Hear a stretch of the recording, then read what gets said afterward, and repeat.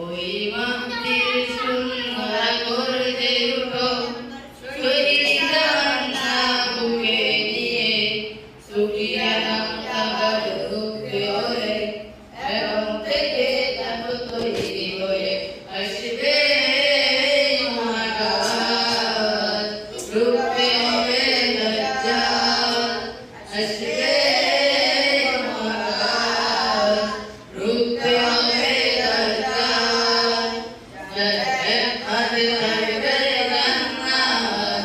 এক হাতে থাকবে জাহান্নাম